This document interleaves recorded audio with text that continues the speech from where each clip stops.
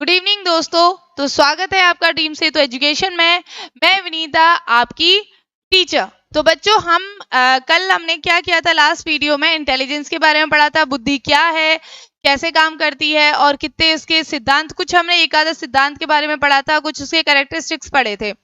तो बच्चों आगे बुद्धि में, इंटेलिजेंस में हम कुछ और थ्योरीज भी करने वाले हैं। अब वो थ्योरीज क्या क्या हैं, कैसी कैसी हैं, उसके बारे में भी डिस्कस करेंगे।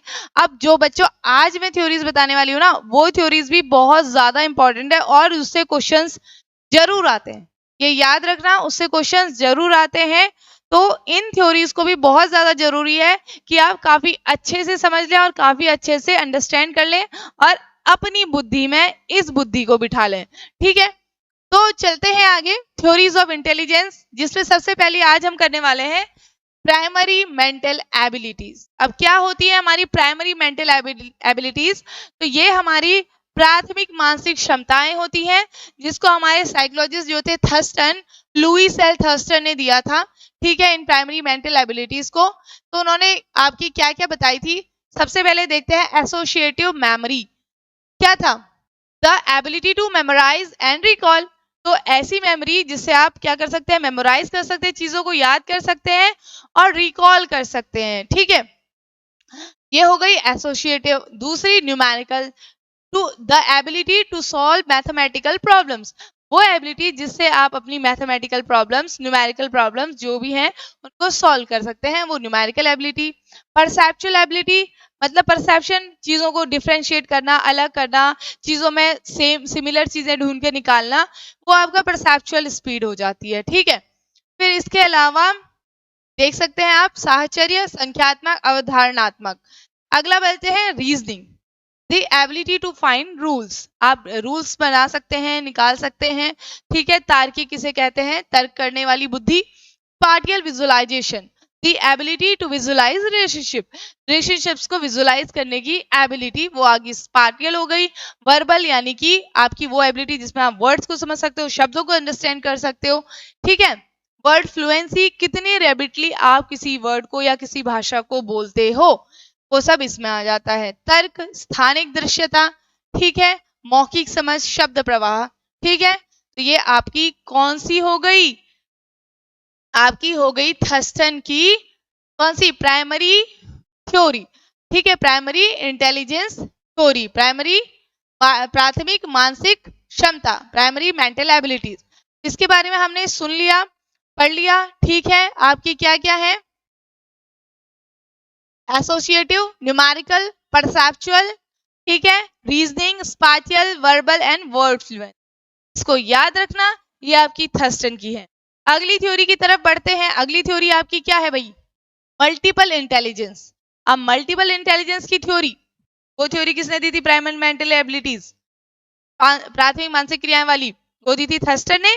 और अब ये मल्टीपल इंटेलिजेंस आपकी दी है भाई आपकी गार्डनर ने। इसको बहुत ज्यादा अच्छे से याद रखने की कोशिश करना है बच्चों, इसको बिल्कुल भी नहीं भूलना है, क्योंकि कई बार क्वेश्चन सीधा का सीधा पूछ लिया जाता है, बहुबुद्धि का सिद्धांत किसका था, मल्टीपल इंटेलिजेंस थ्योरी किसकी है। ठीक ऐसा ही क्वेश्चन प्राथमिक मानसिक कौन सी किसकी थ्योरी है। ठीक है, आपको ये और किसे एक कारक का सिद्धांत किसने दिया, द्विकारक का सिद्धांत किसने दिया, तो ये चीजें आपको पता होनी चाहिए, आना चाहिए।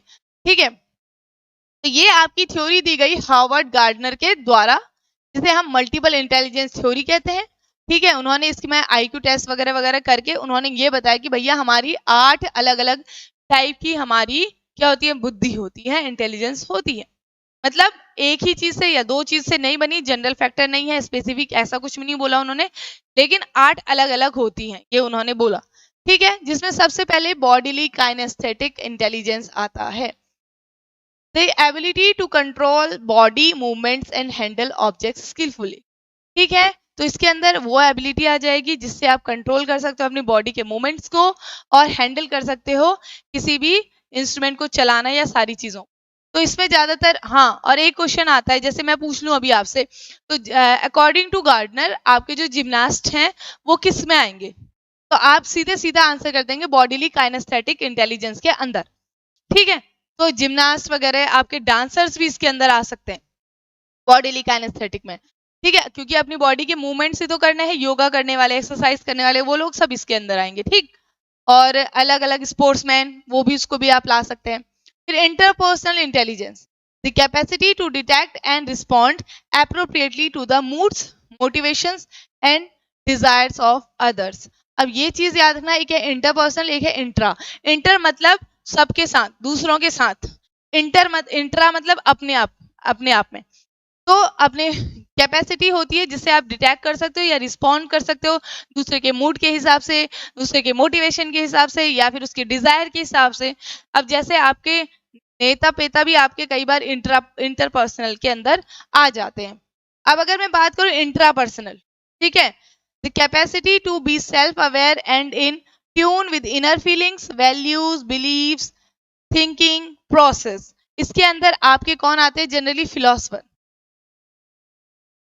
दार्शनिक लोग आते हैं जो अपने विचार व्यक्त करते हैं। तो वो लोग ज्यादातर दूसरों से इतना वो नहीं बोलते नहीं है या लगाव नहीं रखते, ठीक है, तो वो इंट्रा पर्सनल के अंदर आ जाते हैं। सोच रखने वाले, दूरदृष्टि रखने वाले, ऐसे लोग इंट्रा पर्सनल के अंदर आ जाते हैं। अब ऐसे ही लॉजिकल मैथमेटिकल, भैया तर्क शक्ति, रीजनिंग रखने वाले। अब भैया सीधे सीधे बता लो ना, इसमें साइंटिस्ट आ जाएंगे, रिसर्चर्स आ जाएंगे आपके, ठीक है, या फिर मैथमेटिशियन आ जाएंगे अलग अलग, जो कि लॉजिकल मैथमेटिकल इंटेलिजेंस वाले होंगे।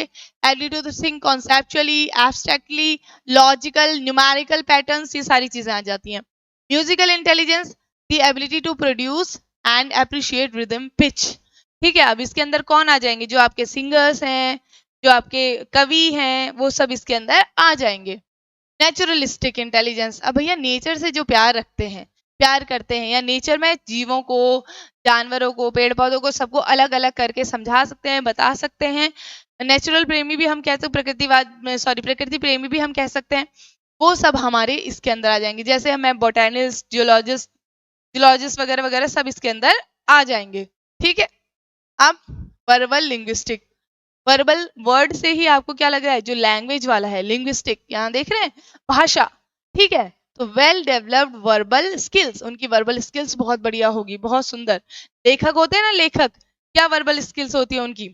वक्ता, ठीक है। Sounds, meanings and rhythms of words, बहुत अच्छा रिदम होता है। पत्रकार को भी हम कह सकते हैं। Visual spatial intelligence, the capacity to think in images and visualise accurately and abstractly. अब इसके अंदर भैया आप क्या जाएंगे? पेंटर्स, ठीक है, जो इमेजिन करते हैं बहुत अच्छे तरीके से, ठीक है, और फिर उसको इमेजिन करके वैसा ही उकेर देते हैं। तो इसको हम विजुअल स्पाटियल इंटेलिजेंस के अंदर लेके आ जाएंगे, ठीक है बच्चों।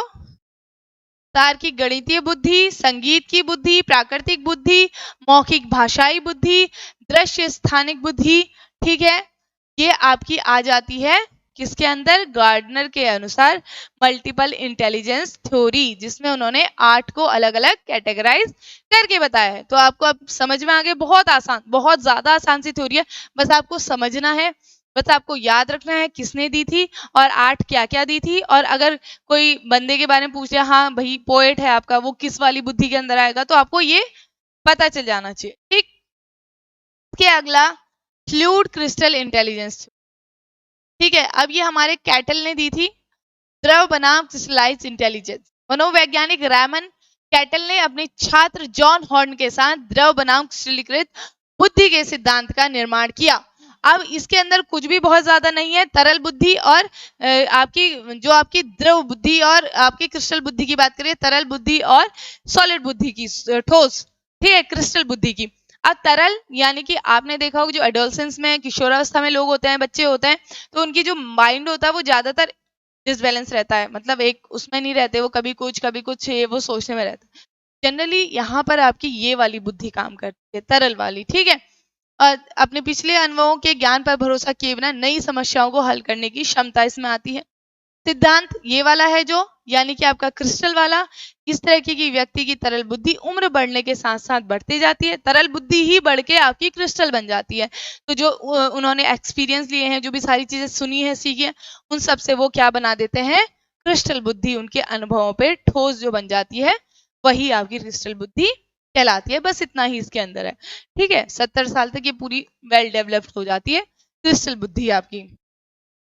फिर आती है ट्रायर्किक अप्रोच ऑफ इंटेलिजेंस, बुद्धि के लिए त्रितंत्रीय दृष्टिकोण क्या था ये भी थोड़ा सा देख लेते हैं। ये हमारे मनोवैज्ञानिक रॉबर्ट स्टेनबर्ग ने दी थी। किसी के जीवन के लिए प्रासंगिक वास्तविक दुनिया के वातावरण के उद्देश्यपूर्व अनुकूलन, चयन और उसे आकार देने की दिशा में मानसिक गतिविधि को उनके समझाया था। ठीक है, गार्डनर से वो थोड़ा सा एग्री थे, भैया की एकल सामान्य क्षमता से कहीं अलग है आपकी बुद्धि, ऐसा नहीं सिर्फ सिंगल होगी या नॉर्मल होगी, जनरल होगी, ऐसा कुछ नहीं था। उन्होंने इसको थोड़ा सा अलग तरीके से बताया। स्टर्नबर्ग ने सफल बुद्धि की अवधारणा को प्रस्तावित किया। उन्होंने बताया कि हमारी बुद्धि के 3 कारक होते हैं, analytical intelligence, creative intelligence and practical intelligence. The ability to evaluate information and solve problem, वो एबिलिटी जिससे आप किसी इंफॉर्मेशन को लेते हैं और अपनी प्रॉब्लम्स को सॉल्व करते हैं। नंबर दूसरा, the ability to come up with new ideas, ऐसी एबिलिटी जिससे आप नए आइडियाज के साथ आते हैं, यानी कि क्रिएटिव, कुछ नया कर रहे हैं आप। तीसरा, प्रैक्टिकल इंटेलिजेंस, मतलब ऐसी बुद्धि जिससे आप क्या करते हैं, अडेप्ट करते हैं, अनुकूलित होते हैं और कुछ चेंज लेके आते हैं, किसमें, एनवायरनमेंट में। तो ये आपकी क्या हो गई, एनालिटिकल, क्रिएटिव और प्रैक्टिकल। ट्रायर्किक थ्योरी, त्रिआयामी सिद्धांत भी इसे कहा जाता है।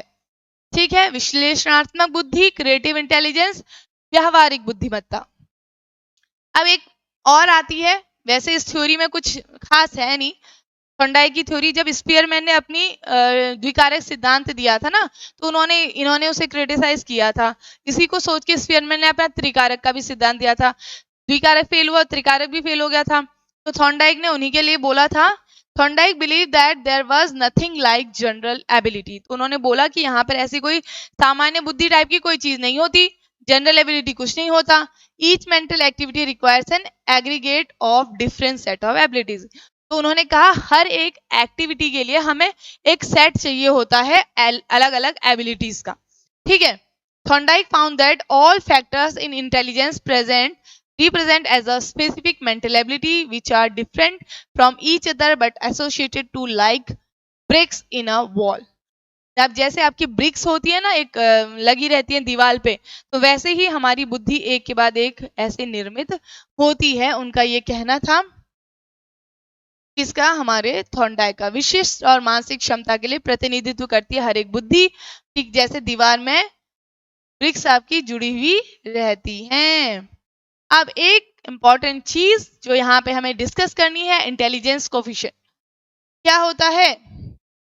आईक्यू जनरली पूछा जाता है, कब वैसे बहुत ज्यादा तो नहीं, कभी कभी हो सकता है इससे क्वेश्चन आ जाए, आईक्यू क्या होता है भाई। Intelligence coefficient is a total score derived from the several standardized test, बहुत सारे स्टैंडर्डाइज्ड टेस्ट से डिराइव हुआ है, डिजाइन किया गया है ह्यूमन के इंटेलिजेंस को नापने के लिए। The abbreviation IQ was coined by the psychologist William stern, तो किसने इसको निकाला था, विलियम स्टर्न ने, और जो फॉर्मूला था वो आपका टर्मन ने डिराइव किया था। अब आपका IQ क्या होता है, IQ equal to mental age upon chronological age into 100, बस mental age upon chronological age into 100, ये आपका IQ निकल के आ गया। ठीक, मेंटल एज हो गई, क्रोनोलॉजिकल एज हो गई, और मेंटल एज को हम age the age which is child performing intellectually, वो एज हो जाएगी जिस समय पे बच्चा है वो परफॉर्म कर रहा है। क्रोनोलॉजिकल एज आपकी एवरेज बुद्धि, आपकी स्पेशल जो आपका गिफ्टेड चाइल्ड होता है, 0 आपका बिल्कुल ही मंद बुद्धि हो जाता है, बेवकूफ। तो ऐसे अलग अलग सेट करके एवरेज बुद्धि जैसे 90 से 110 तक ले लेते हैं, ठीक है, उससे ऊपर फिर ऐसे ऐसे धीरे धीरे करके आपकी बुद्धि को कैटेगराइज किया जाता है। 140 से ऊपर की बुद्धि को लगभग गिफ्टेड वाली बोली जाती है, ठीक है, और 0 आपकी बिल्कुल बेवकूफ बच्चा हो जाता है। तो ऐसे ही हमारे इसको निकालते हैं बच्चों, IQ को। बहुत आसान है, बिल्कुल भी इसमें कोई दिक्कत वाली बात मुझे नहीं लगती कि आपको आनी चाहिए, ठीक है। तो ये बच्चों, ये सारी चीजें जो हमने यहाँ पे डिस्कस करी हैं, ये बुद्धि के बारे में है। आपको काफी आसानी से ये समझ में आ जाएगा, कुछ भी इसमें डिफिकल्टी है नहीं, काफी आसान लैंग्वेज जो मैंने आपको समझाया हुआ है, ठीक है बच्चों। तब तक के लिए अब आज का वीडियो हम यहीं पे समाप्त करते हैं। हमारी अगली वीडियो को जरूर देखिए, इस वीडियो के साथ साथ बाकी जो पुरानी वीडियोस है उन्हें भी देखिए, और हमारे साथ बने रहिए, सीटेट की तैयारी करते रहिए।